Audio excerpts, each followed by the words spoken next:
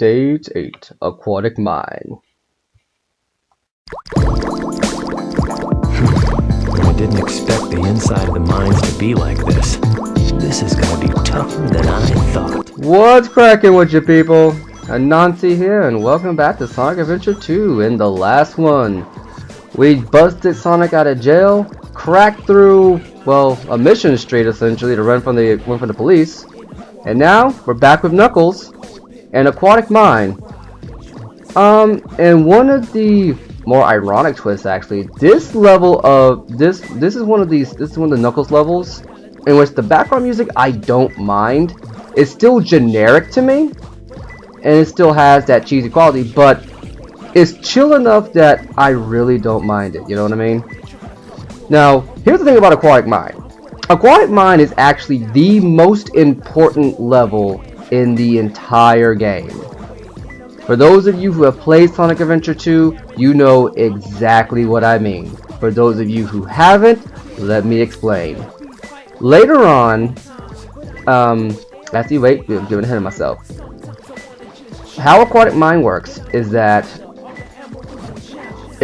you have to raise and lower the water level of the mine in order to reach certain areas. There are 3 switches: level 1, level 2, and level 3. This is level 1. A little further down is level 2, as you can see down there at that sign right over there.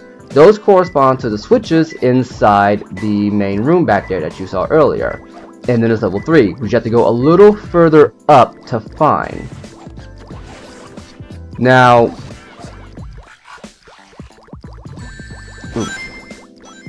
excuse me, I ran headlong into that. Now, here's the problem with this. We still have the breathing mechanic that has characterized the Sonic series since its inception. And as a result, you can get pretty frantic when you hear the music going off. Now, down this tunnel here is a very important item. If I can stop being an idiot for 5 seconds. And you need this item for the last level of the game. This is why this level is so important. Because for some reason, they hid the most important item to get through the last level here. Now, that's not to say you can't do it. That's not to say you can't do it without this item. You actually can do the final level of the game without this item. That was close. The air necklace. Now, and now you can do the last level of the game without this item. It's just you have to be absurdly perfect with your controls, your timing, your movements. You can't waste a single second, and you have to know where every single air bubble is to refill your air. The final of the game, there's 2 particular segments of that game, of that level, that do not allow for that kind of precise movement, you know? It will block you actively. And kudos to Sonic Team for actually putting in, for actually designing the level to be completable without this particular upgrade. But it also shows, you got the wheel. It also shows that they went a little too far in designing it, you know? For instance, the air necklace allows you to breathe infinitely. Camera, play nice with me, camera. Here we go. The air necklace allows you to breathe infinitely underwater. You no longer have to worry about running out of air while you're down here. While you're well underwater. Redundant phrase is redundant. But the fact they hit it in the the 3rd Knuckles level in this particular fashion is annoying, and it's the reason why I prefer having. Okay, I'm going off on tangents here. Let me reorient myself, as it were. Let's do with this freaking camera. When you hide this kind of stuff in the level, it does encourage exploration, and a lot of classical Sonic fans who like the classic games will say that they miss the exploration elements of the original series. And I do understand that point. But however, the explorational elements of that series were mostly relegated to one lot, like extra lives, extra rings, stuff that will help you get to the Chaos Emeralds more easily, as opposed to completing the final freaking level, you know? And I don't like this mentality because, well, at least with the adventure games, when they hid the upgrades in the world, you could always find them in the world. You didn't have to worry about getting to the last level and missing what you needed to make it easier, or just make it more bearable. Rank B. Yeah, I feel good. I do too, Knuckles. I do too. And having it designed like this feels poorly thought out.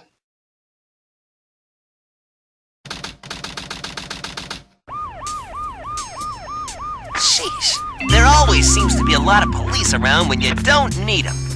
Tails, any news yet? For some reason, I'm not getting a signal from the 6 remaining Chaos Emeralds. Maybe Eggman took the emeralds into outer space.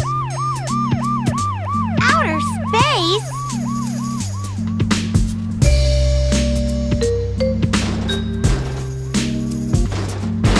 Knuckles! Hey guys, long time no see.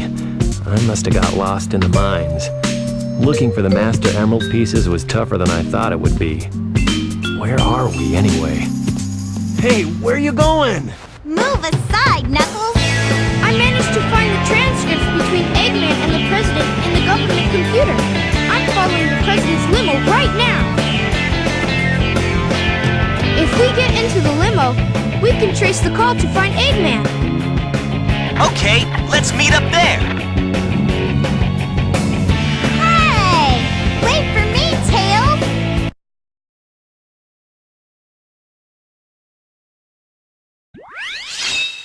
Stage 09, Route 101. Chase the President's limousine. Now, I'll continue my tangent about the upgrades and the levels in a second, but let me just say that this is probably the worst Sonic racing I've ever seen in my life, because if you're playing this, the only way to actually get through the level is to be constantly in a slide.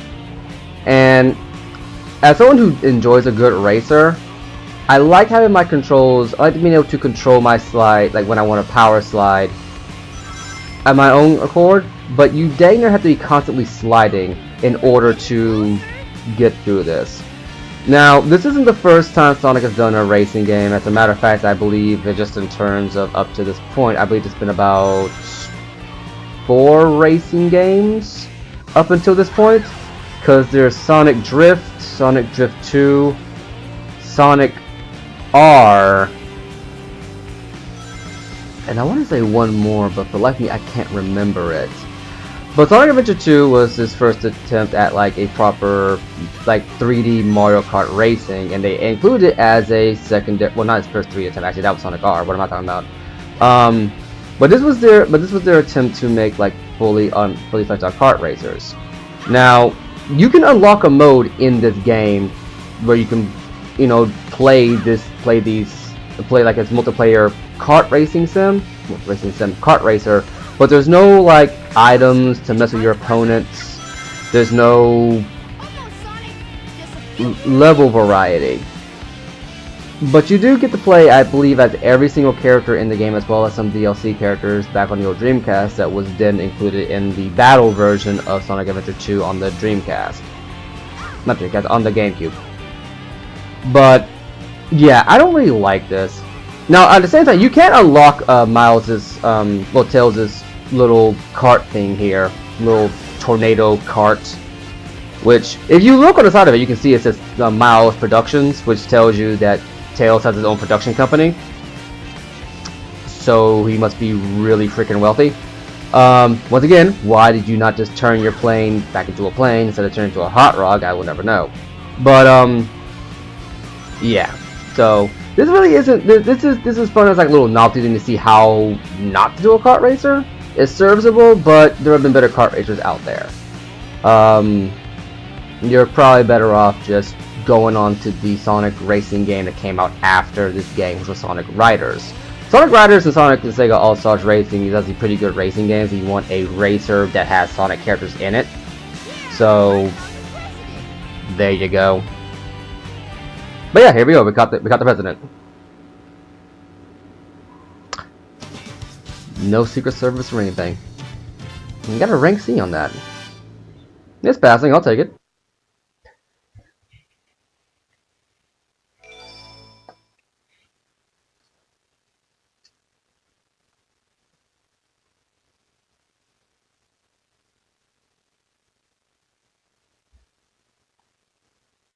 Mr. President, reports show that since the incident 3 hours ago, the country is in turmoil.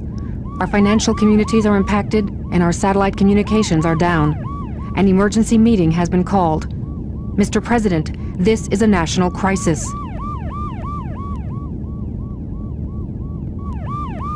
Spare me the details.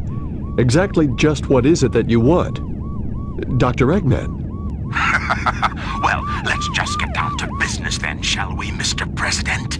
I won't bore you with all the details since I know you are a very busy man. Mr. President, my demands are quite simple.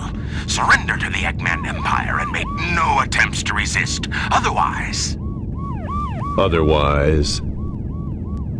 your country will cease to exist. You have 24 hours to give me your answer. No way! What the?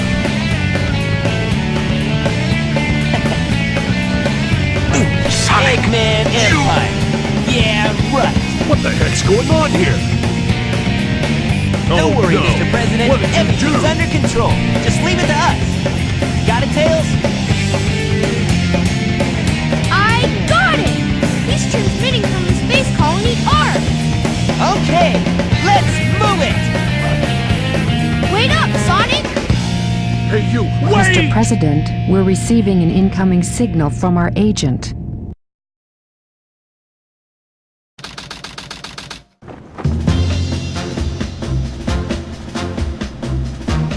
Inside that pyramid? I saw Eggman go inside the pyramid. And more importantly, I saw that Batgirl go inside with him as well. But you saw them too, right? Well, yeah. We should be able to get into outer space from there. I don't know what this space colony is all about, but I'll find and destroy that cannon, and then kick their imperial butts. All right. I'll go and find the entrance!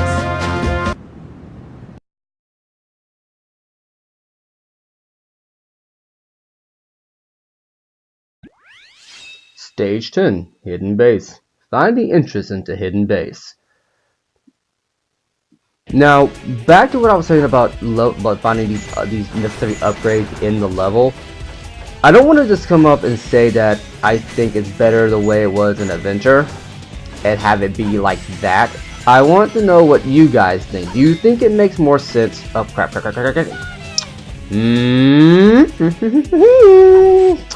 That was not meant to be like that. Let's go ahead and just let's ask the question. Do you think that it's better in Adventure 2 where it harkens back to the classical days of going through the levels multiple times and finding these secrets that are supposed to reward your sense of curiosity? Or do you find Adventure 1's way of doing it better, where you still have the explorative elements where you can find the old like ring capsules and defense shield capsules and some hidden Easter eggs if you are so inclined to look deeper into it? Can I go through here? I've never seen this before. Yeah, like in here we find these extra, animals for your child raising. Or do you prefer how it is in Sonic Adventure 2 where they hide these dang near essential upgrades in the levels? Because with the exception of, well, a thing called the Mystic Melody, which we will be getting into in a bonus video, and Sonic's Magic Hands, where I'm not kidding. Sonic has a move where he can literally catch you with his hands. And they mentioned it in the loading screens. It kind of ruins the surprise of it, because in the original game you had to really look for it. But yeah, it's like dumb little optional stuff like that. But at the same time, the Mystic Melody is also required for some of the extra missions in order to get an A rank in them. Like upgrades like the Ancient Light in the Green Forest, while they do help with like some shortcuts later on in the game, they're not essential to completing the level or the game for that matter. But you need the Lightspeed Dash to complete the game.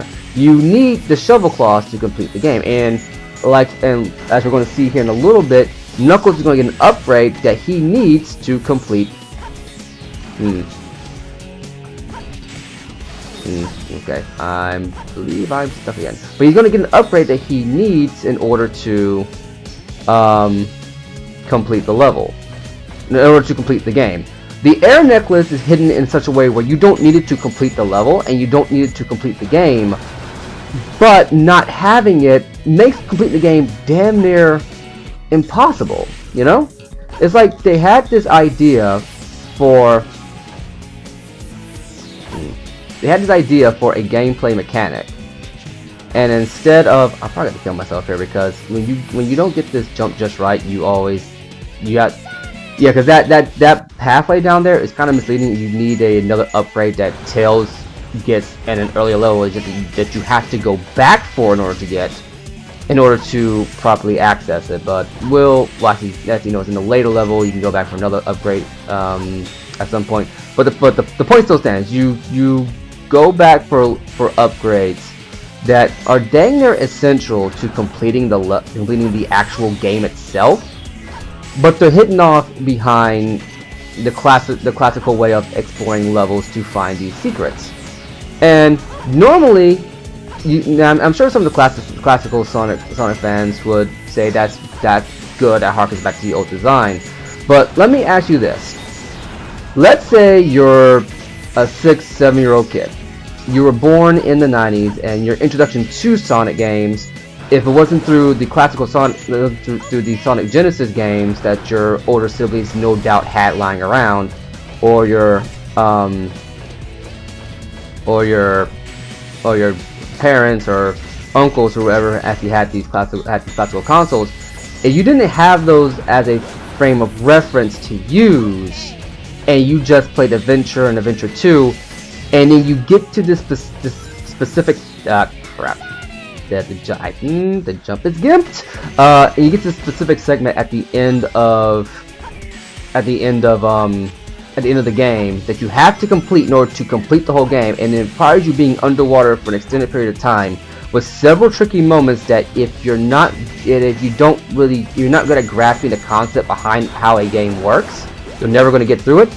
Do you still think it's good design, especially if you had an upgrade behind that classical philosophy of exploration that would make that segment significantly easier for someone like that who has never actually played an older Sonic game? Because I think it's a bad idea to hide something like that anyway behind the classical Sonic exploration based, you get rewarded with rings and capsules and stuff for upgrades. I think how Adventure 1 did it was much better, where it's like a Zelda-esque hidden thing, where you can get just most of the stuff that you need, like the Ancient Light, the Lightspeed Dash, and in this game a couple other upgrades along the way. There are essential, but then you have upgrades like Big the Cat upgrades, or Gamma's extra weapon upgrade that you don't need to finish the game, and they honestly are superfluous. They're mostly there for bonus stuff, like bonus missions, if you want to go back and get like more bonus content and try to do the extra missions afterwards. I feel like that's fine, because as a younger kid you're probably not going to want to go back to it, but as you get older and older and better at the game, you're going to want to explore those levels in order to go back and maybe do some of the optional content at a later point in your life. As opposed to here, where you're going through the main game and trying to beat the main game, you know? That would be my counter to that argument. But what do you think? Do you think that hiding this kind of hiding the adventure style upgrades behind the classic 2D style platforming philosophy of level exploration to find stuff is better? Because I don't. I really don't. But that's just me. I did it!